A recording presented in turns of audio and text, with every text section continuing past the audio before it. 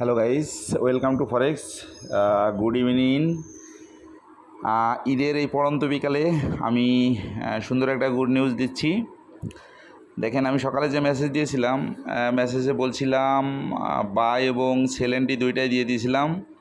Market কিন্তু কোনোটাই ধরে নাই, মার্কেটটা কিন্তু একটা সাইডওয়ে করে ফেলছে, এখন নিউট্রাল টাইপ হয়ে গেছে। এখন নতুন করে যে নিউজটা আমি দিচ্ছি সেটা হলো, দেখেন মার্কেট কিন্তু মার্কেটে পিভট পয়েন্ট করে ফেলছে 2329। অর্থাৎ 2329 যদি মার্কেট না ভাঙে, মার্কেট উপরের দিকে যাবে না, মার্কেটটা এখান থেকে কামব্যাক করার সম্ভাবনা আছে। এখন মার্কেটটা কিন্তু ছেড়ে যাওয়ার সম্ভাবনা আছে। মার্কেটটা যদি 2322 ভেঙে উপরে না যায়, সেক্ষেত্রে মার্কেটটা কিন্তু এখান থেকে ডাউন করবে এবং মোটামুটি ভালো আকারের একটা ডাউন করবে। সেক্ষেত্রে আপনারা নতুন আমি এন্ট্রি পয়েন্ট দিয়ে দিব, যেহেতু মার্কেটটা ছেড়ে যাবে, সেক্ষেত্রে আপনারা সেল এন্ট্রি নিতে পারেন 2318তে আপনারা সেল এন্ট্রি নিতে পারেন।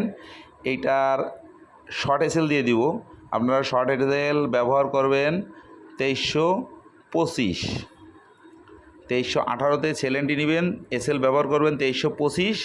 আমি কোনো টিপি দিলাম না, টিপি যার দিনের টার্গেট ফিল আপ হয়ে যাবে আপনি ট্রেডটা ক্লোজ করে দিবেন, সেটা আপনার অ্যাকাউন্টের জন্য খুবই ভালো হবে। অতএব আমি এন্ট্রি পয়েন্ট এবং এসএল দিয়ে দিলাম, আপনারা সেই অনুযায়ী ট্রেড করবেন। দিনের টার্গেট ফিল আপ হয়ে গেলে অবশ্যই ট্রেডটাকে ক্লোজ করে দিবেন। অবশ্যই মানি ম্যানেজমেন্ট ফলো করবেন।